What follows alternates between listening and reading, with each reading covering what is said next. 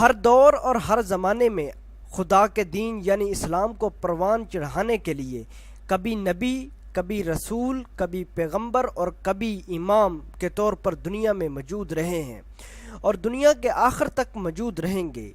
دوستو، اس کا مطلب یہ ہوا کہ اللہ دنیا کو بنا دین کے نہیں چھوڑ دے گا، اور پھر قرآن تو ہمیں انہی چیزوں کا حکم دیتا ہوا آیا ہے۔ محمد صلی اللہ علیہ وسلم کے بعد نبوت کا سلسلہ ختم ہو گیا، لیکن اس کا مطلب یہ نہیں کہ اسلام کا کوئی والی وارث نہیں ہے، بلکہ قرآن کے مطابق یہ سلسلہ اہل بیت کے گھرانے سے جاری ہوا۔ اہل بیت میں شامل ہے حضرت محمد صلی اللہ علیہ وسلم کے داماد حضرت علی، بی بی فاطمہ الزہرا، امام حسن اور امام حسین، اور یہی اہل بیت پیغمبر کے بعد دین کے محسن رہے ہیں۔ دوستو، ان کی پیروی کرنا محمد صلی اللہ علیہ وسلم کے بعد ہر مسلمان پر فرض ہے۔ دوستو، میری آج کی ویڈیو حضرت بی بی فاطمہ کے بارے میں ہے۔ کائنڈلی میری ویڈیو کو پوری دیکھ کر دوستوں کے ساتھ شیئر کریں تاکہ کسی اور کی انفارمیشن میں اضافہ ہو سکے۔ تو چلیے ویڈیو کو شروع کرتے ہیں۔ بی بی فاطمہ الزہرا رضی اللہ تعالی عنہا محمد صلی اللہ علیہ وسلم کی سکی بیٹی تھی، اور ان کی والدہ کا نام حضرت خدیجہ الکبریٰ تھا۔ حضرت خدیجہ الکبریٰ اپنے وقت کی امیر ترین خواتین میں شمار ہوتی تھیں۔ جب حضرت خدیجہ رضی اللہ تعالیٰ عنہ کی شادی محمد صلی اللہ علیہ وسلم کے ساتھ ہوئی تو انہوں نے اپنی تمام تر دولت اسلام پر خرچ کر دی۔ ماں اور باپ کا اعلیٰ کردار بیٹی کو ملا، یہاں تک کہ رسول نے اپنی بیٹی کے لیے فرمایا، فاطمہ میرا جگر کا ٹکڑا ہے۔ اور جب کبھی رسول اللہ صلی اللہ علیہ وسلم کی بیٹی محمد صلی اللہ علیہ وسلم سے ملنے جاتی تو محمد صلی اللہ علیہ وسلم ان کے احترام و تعظیم میں منبر سے اٹھ کھڑے ہو جاتے۔ محمد صلی اللہ علیہ وسلم کی ایک مشہور حدیث یہ ہے کہ فاطمہ دنیا کی تمام عورتوں کی سردار ہیں۔ رسول اللہ کی بیٹی ہونے کے باوجود بی بی فاطمہ کے پاس دنیاوی دولت میں سے کچھ نہ تھا۔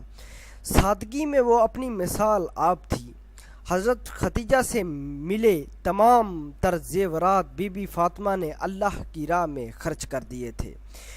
وہ گھر میں چکی پیسنے سے لے کر تمام تر کام کو اپنے ہاتھوں سے انجام دیتی تھیں اور بچوں کی پرورش بھی کرتی تھیں۔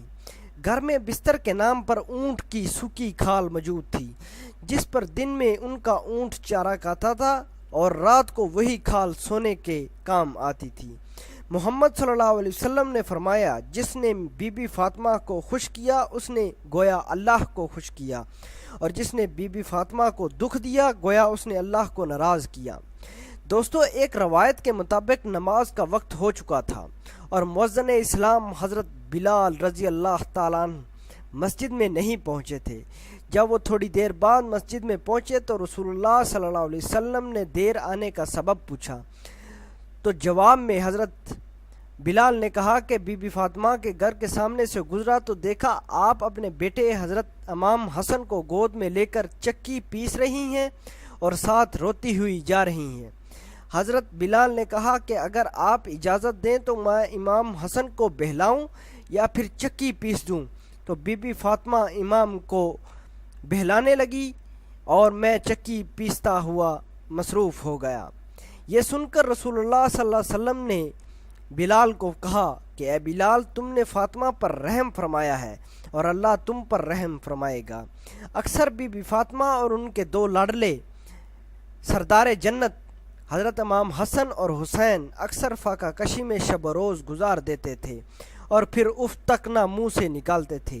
امام علی رضی اللہ تعالیٰ عنہ کا روزانہ کا دستور یہ تھا کہ صبح مسجد میں نماز پڑھنے کے بعد وہ مزدوری پر نکل جاتے تھے۔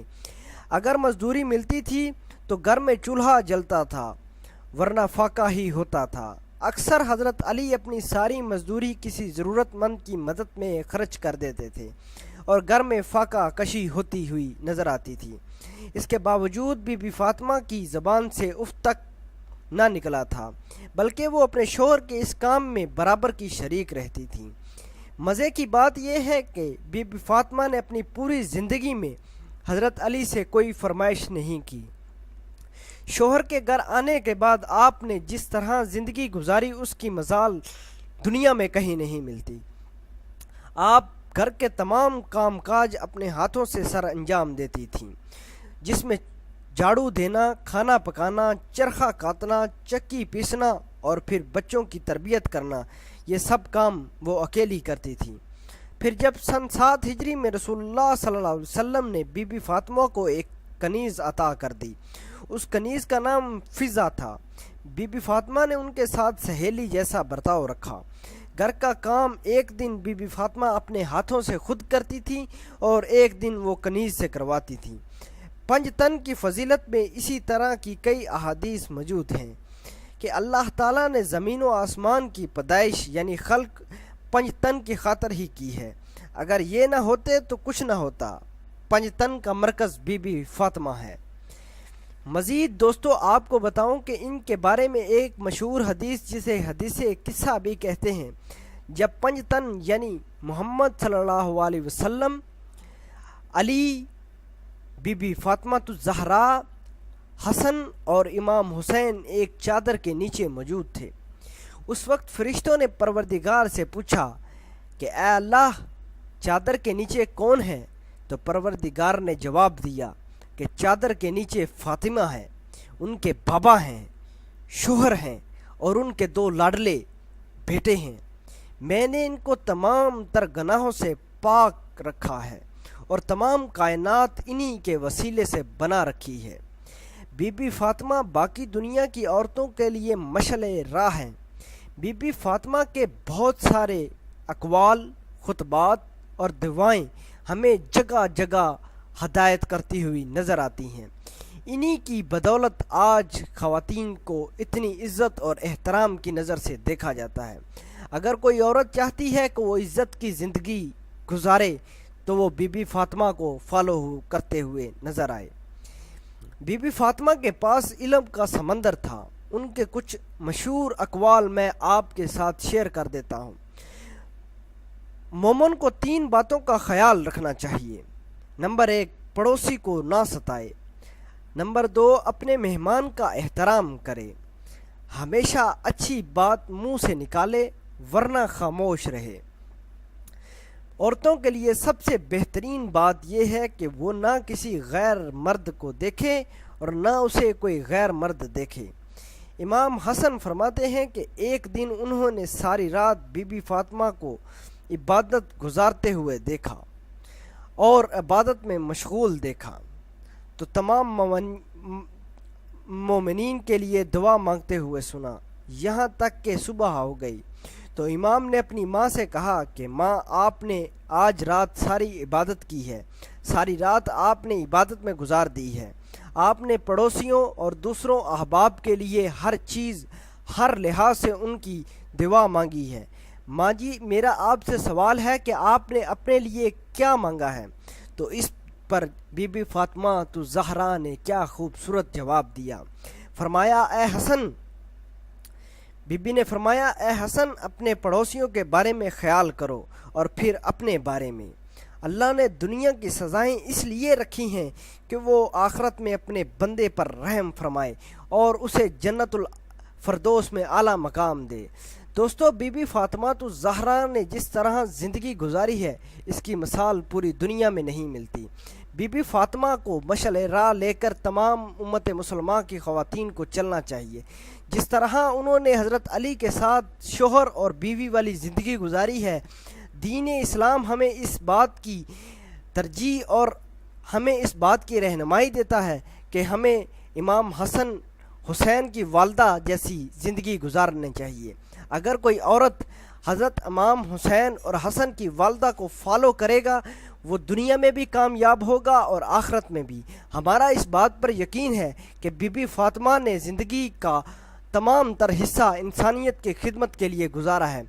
جس طرح پرورش انہوں نے اپنے بیٹوں کی کر کے دکھائی، جس طرح بی بی فاطمہ نے امام حسن اور حسین کو پالا، ہمیں بھی چاہیے کہ اپنی اولاد کا اس طرح سے خیال اور پرورش رکھنی چاہیے۔